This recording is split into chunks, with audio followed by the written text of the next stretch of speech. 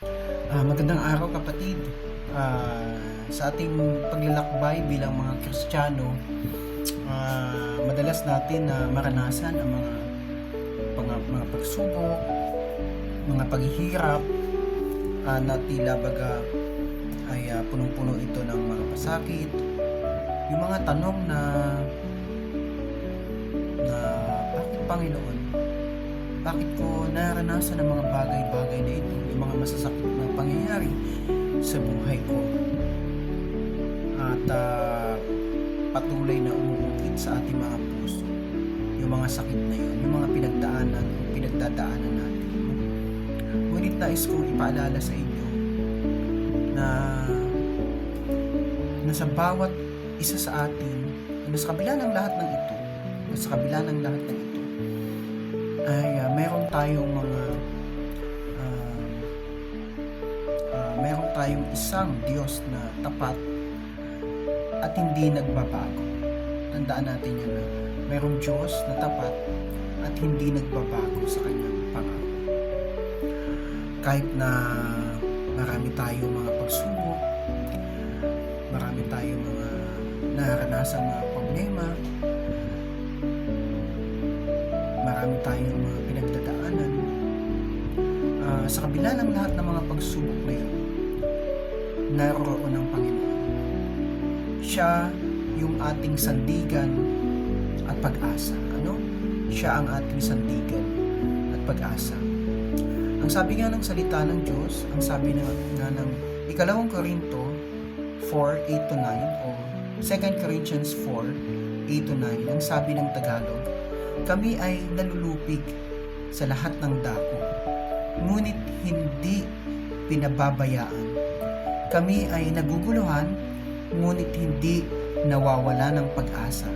Kami ay nuusig, ngunit hindi iniiwan. Kami ay pinapahirapan, ngunit hindi nasisira.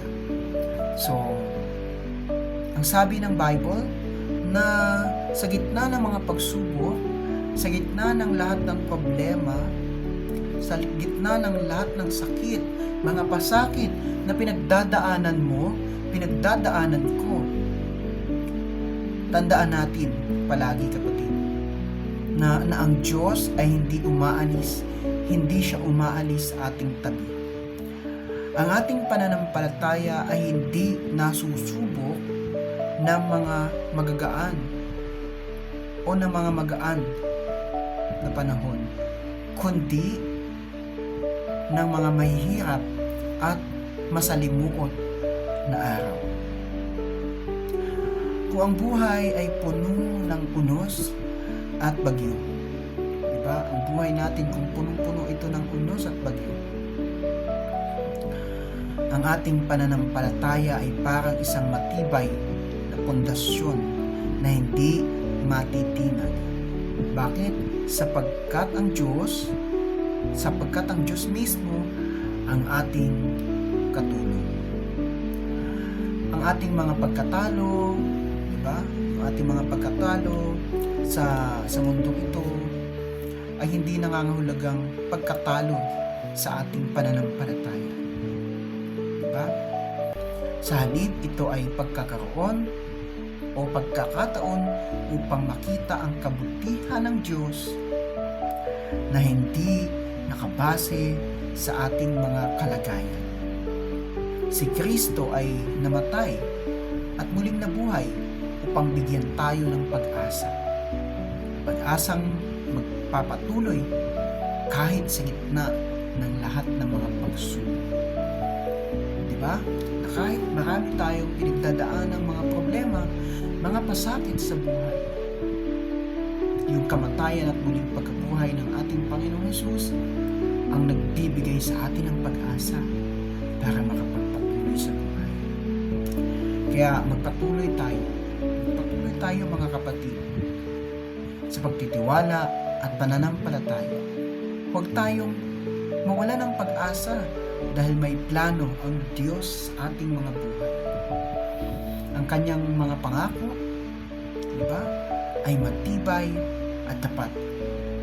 Sinabi nga, hindi tayo pababayaan ng Panginoon. kahit na ang ating mga mata ay puno ng luha at ang ating mga puso ay puno ng sakit, maaari nating tiyakin na ang Diyos ay kasama natin, naglalakad sa ating mga landas at patuloy na nag-aalaga sa atin. Kaya sa bawat pagsubok, ang ating pananampalataya ay nagiging mas matatag. Ang ating mga paghihirap ay hindi nasasayang. Diba? Ito ay ginagamit ng Diyos upang maging mas maligaya, mas matatag, at mas malapit tayo sa Kanya. Kaya patuloy tayo o magpatuloy tayo sa pag-asa at pagtitiwala. Hindi tayo nag-iisa sa laban. Hindi tayo nag-iisa sa laban. Diba? May kasama tayo sa bawat laban natin. Diba? Patuloy tayong magpatuloy. At hindi tayo pababayaan ng Diyos. Ang Diyos ay na nagtatagumpay o nagtagumpay sa kamatayan at muling pagkabuhay ay kasama natin. At sa Kanya, mayroong tagumpay at buhay na walang hanggan. Amen? May buhay na walang hanggan. Meron tayong buhay na walang hanggan. Yan ang pangako ng Diyos sa atin bilang mga mananampalataya, bilang mga tagasunod ni Kristo. Diba? Patuloy tayo magtiwala sa Kanya, sa ating Diyos. Patuloy tayo maglakad ng may pananampalataya. Sa Diyos, ang pinakamataas na papuri. To God, all the glory.